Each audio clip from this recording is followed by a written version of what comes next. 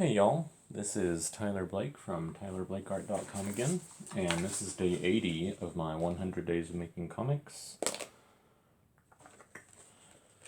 And I've been inking a little bit more on this panel, and there's a couple things I need to clean up a little bit, so I'm just gonna work on that while we chat.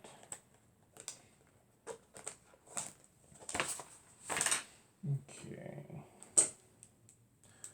So I realized while I was working on this panel that I almost, so for something that's man-made, if it's, well, you know, in this case, this sword has a pretty wavy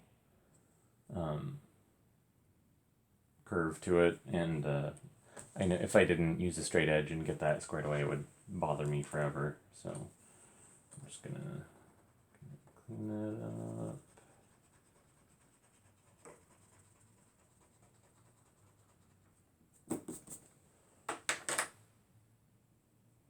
Here you are.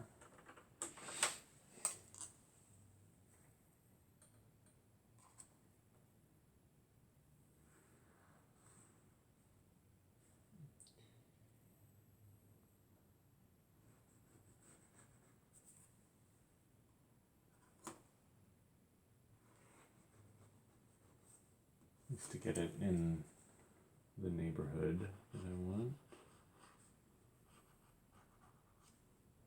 And then I can kind of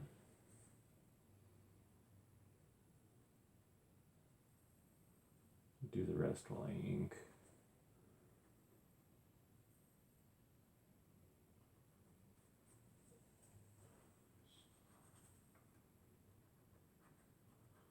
And this sword, I already showed it having a fuller, which is like a groove that runs along the central spine. So I need to make sure I have a little bit of that in there. Bring this out just a little bit, because it's not a straight taper from the pommel to the point. Or from the guard to the point, I mean. Okay, and that's better.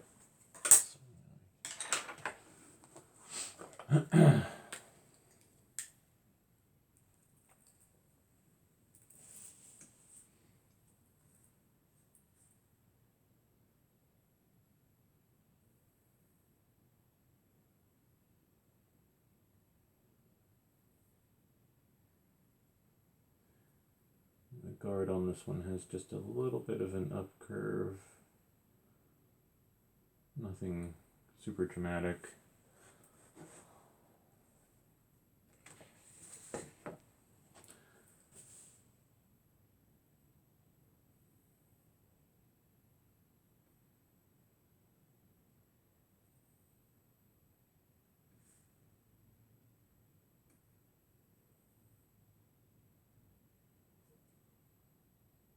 Do any of y'all turn your paper while you ink? I mean, do you have like directions that you prefer to ink in? Especially for like a longer stroke, I tend to be more comfortable coming down or towards myself if I'm on a flatter surface. I don't know why, it just feels more natural, I guess.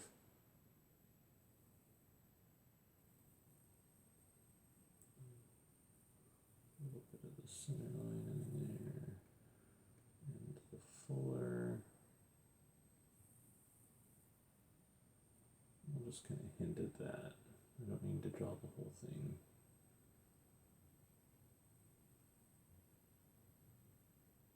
And the fuller would come to about here, so I'll hint at its end right there.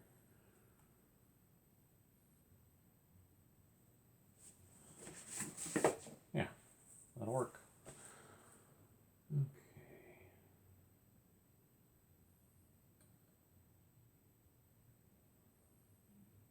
Sand holding the sword. And then I need to clean up this. So what's happening between, can y'all see the top panel kinda? Let's see. Oops, sorry about that. So what's happening from the top panel here to the second panel, he has just done a cut. This character has caught it in the angle between the base of his blade and the guard, right? This character is trying to do what we call a bind, where he's trying to kind of rotate his sword around to gain control of this character's weapon. But this character steps forward and uses this hand to grab his tricep area right here as he just kind of dissolves out of the bind and lets his arm swing down and around, which we see here.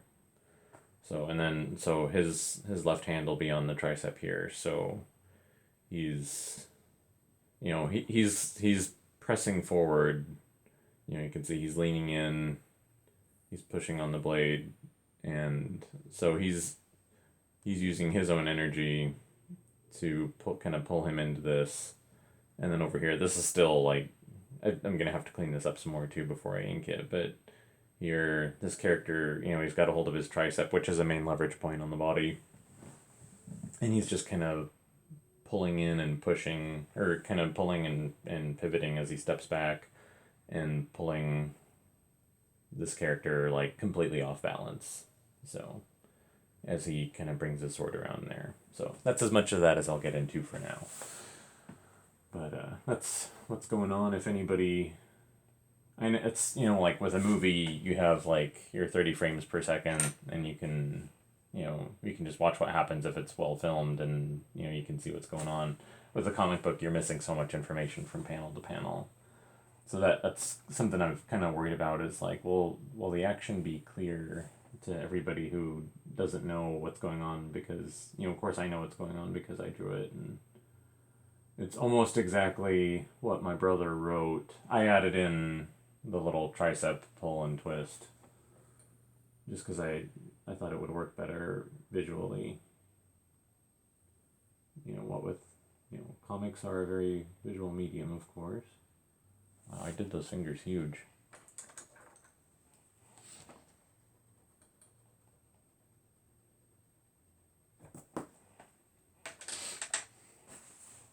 It's like, did he get stung by a bee or something?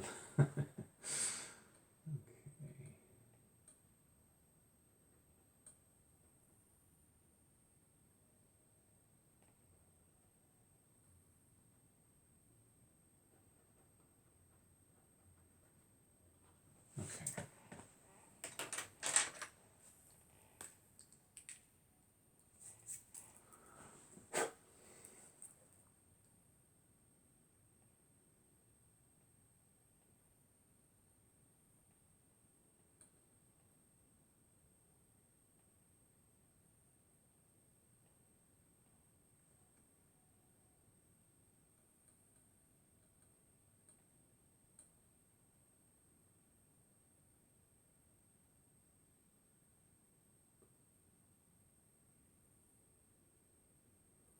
Okay.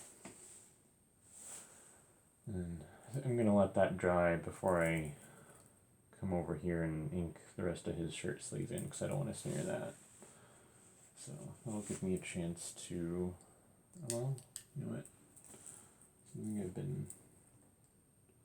I just haven't gotten to yet was darkening up his beard and hair, so I'll do that now on letting that dry.